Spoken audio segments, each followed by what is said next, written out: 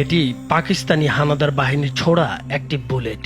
দীর্ঘ ৫৫ বছর নিজের শরীরে এই বুলেট বহন করে চলেছেন নেত্রকোনার দুর্গাপুরের বৃদ্ধ মন্নাস আলী। আপনাদের দেখাই এখানে যে স্পটটি, অবশেষে স্থানীয় কয়েকজন যুবকের উদ্যোগে চিকিৎসকদের সহযোগিতা আর বিনামূল্যে অস্ত্রোপচারের মাধ্যমে তার শরীর থেকে বের করা হলো স্বাধীনতা যুদ্ধের সেই নির্মম স্মৃতি।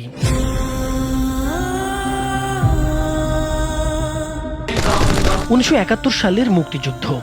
দুর্গাপুরে ক্যাম্প গড়ে তোলে পাকিস্তানি হানাদার বাহিনী। স্থানীয়দের ভাষ্য, সে সময় গাওকান্দিয়া ইউনিয়নে এক বীর মুক্তিযোদ্ধা ৩ পাকিস্তানি সেনাকে হত্যা করেন।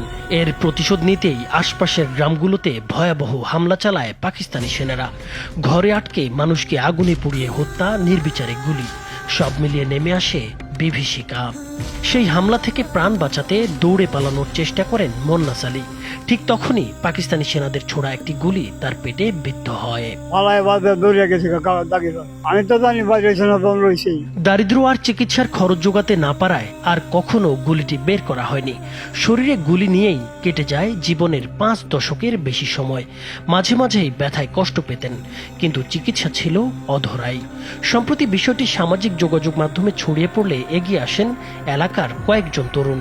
তারা চিকিৎসার ব্যবস্থা করেন, যোগাযোগ করেন হাসপাতালের চিকিৎসকদের সঙ্গে। চাচাকে দেখতে যাই, যে দেখি যে আসলেই উনি আমাদের দেখান যে সামনে এবং পিছনে ওনার গুলি সাদৃশ্য কিছু রয়েছে। তখন আমরা বিষয়টা আমি আমার ফেসবুক প্রোফাইলে ভিডিও করি এবং সেটা সামাজিক যোগাযোগ মাধ্যমে ছাড়ি। ব্যাপক সাড়া পায় এলাকার লোকজন এবং আমাদের জনাব রায়হান স্যার, আমাদের মেডিকেল অফিসার যিনি রয়েছেন, তার কাছে পরদিন নিয়ে আসি এবং উনি দেখে প্রথমে শনাক্ত হন যে হ্যাঁ, এখানে একটি গুলি রয়েছে। এরপর নেত্রকোনার দুর্গাপুর উপজেলা স্বাস্থ্য কমপ্লেক্সে ভর্তি করা হয় ৭৫ বছর বয়সী মন্নাস আলীকে। প্রয়োজনীয় পরীক্ষা নিরীক্ষার পর নিশ্চিত হওয়া যায় তার শরীরে এখনও রয়েছে মুক্তিযুদ্ধের সময়ের সেই গুলি। শনিবার দুপুরে প্রায় ৩০ মিনিটের অস্ত্রোপচারে সফলভাবে গুলিটি অপসারণ করেন চিকিৎসকরা। তারপরে আমরা একটা সিদ্ধান্ত নিই যে যেহেতু গুলিটা নিরাপদ জায়গায় আছে, মানে হাড়ের সঙ্গে লাগা নেই বা বড় কোনো অঙ্গের মধ্যেও যায় নাই, মাংসের মধ্যে আছে, তখন আমরা সিদ্ধান্ত নিই যে এটা আমরা গুলিটা বের করব। তখন আনুষঙ্গিক কিছু পরীক্ষা নিরীক্ষা করা হয় ওটি রিলেটেড। পরীক্ষা রিপোর্ট ভালো থাকার পরে আমরা সিদ্ধান্ত নিই যে আমরা অপারেশন করব। দীর্ঘ ৫৫ বছর আগে পাকিস্তানি হানাদার বাহিনীর ছোড়া যে বুলেট বয়ে বেড়াতেন এই বৃদ্ধ, সেটি এখন হাতে নিয়ে দেখছেন স্বজনরা। পরিবারের সদস্যরা বলছেন, অভাবের কারণে এতদিন চিকিৎসা সম্ভব হয়নি। তারা কখনো ভাবেননি একদিন এই গুলিটি শরীর থেকে বের করা যাবে। সমর্থন নাই দেখে আমার আব্বা অসুস্থ পড়ে আছে।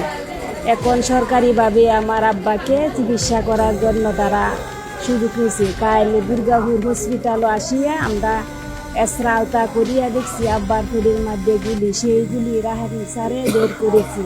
চিকিৎসকরা জানিয়েছেন, অস্ত্রোপচারটি সম্পূর্ণ বিনামূল্যে করা হয়েছে।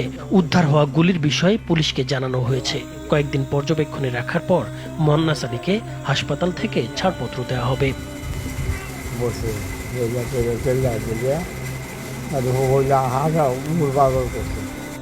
মুক্তিযুদ্ধের এক ভয়াবহ স্মৃতি ৫৫ বছর ধরে বহন করছেন মন্নাস আলী।